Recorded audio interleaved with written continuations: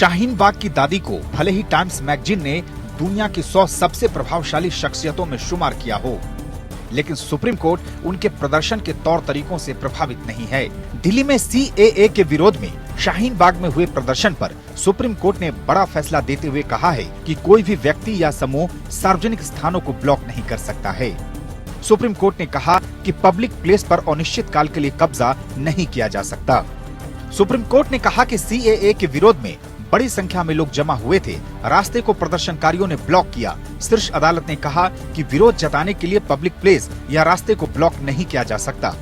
अधिकारियों को इस तरह के अवरोध को हटाना चाहिए। विरोध प्रदर्शन तय जगहों पर ही होना चाहिए। सुप्रीम कोर्ट ने कहा कि प्रदर्शनकारियों के सार्वजनिक जगहों पर प्रदर्शन लोगों के अधिकारों का हनन है, कानून में इसकी इजाजत नहीं है। सुप्रीम कोर्ट ने कहा कि आवागमन का अधिकार अनिश्चित काल तक रोका नहीं जा सकता। शाहीन बाग में मध्यस्थता के प्रयास सफल नहीं हुए, लेकिन हमें कोई पछतावा नहीं है। सार्वजनिक बैठकों पर प्रतिबंध नहीं लगाया जा सकता है, लेकिन उन्हें निर्दिष्ट क्षेत्रों में ही होना चाहिए।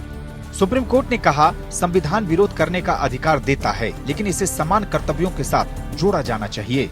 दरअसल दिसंबर 2019 में केंद्र सरकार ने संसद से नागरिकता संशोधन कानून पास किया था, जिसके तहत पाकिस्तान, अफगानिस्तान और बांग्लादेश से आने वाले धार्मिक अल्पसंख्यकों को नागरिकता देने का प्रावधान किया गया।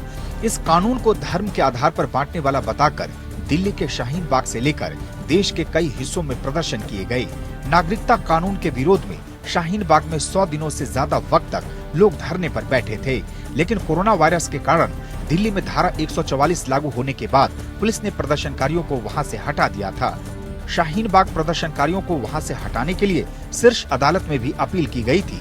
धरना के कारण कई सड़कों को बंद कर दिया गया था और लोगों की आवाजाही में बड़ी दिक्कत हुई थी। Bureau report.